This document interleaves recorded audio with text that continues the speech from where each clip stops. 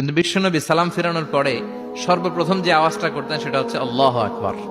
এরপর 3 বার পড়তেন আস্তাগফিরুল্লাহ আস্তাগফিরুল্লাহ আস্তাগফিরুল্লাহ। এরপর আয়াতুল কুরসি একবার। কয়বার? মান ক্বারা আয়াতুল কুরসি দুবুরা কুল্লি সালাতিন মাকতুবা লাম ইয়ামনাহু মিন দুখুলিল জান্নাতি ইল্লাল মাউত। প্রত্যেক ফরজ সালাতের পরে যে একবার আয়াতুল কুরসি পড়ে তার জান্নাতে ঢোকার ক্ষেত্রে আর কোনো বাধা থাকে না, একটা জিনিস ছাড়া, সেটা হচ্ছে মরণ। লোকটা মরে না, তাই জান্নাতে যায় না, মরলেই জান্নাতি। আল্লাহু আকবার। এরপরে 33 বার সুবহানাল্লাহ, 33 বার আলহামদুলিল্লাহ, 33 বার আল্লাহু আকবার। সবশেষে মিলাবেন লা ইলাহা ইল্লাল্লাহ ওয়াহদাহু লা শারীকা লা লাহুল মুলকু ওয়া লাহুল হামদু ওয়া হুয়া আলা কুল্লি শাইইন কাদির। এরপরে পড়তেন আল্লাহুম্মা আনতাস সালাম ওয়া মিনকাস সালাম তাবারাকতা ইয়া যাল জালালি ওয়াল ইকরাম।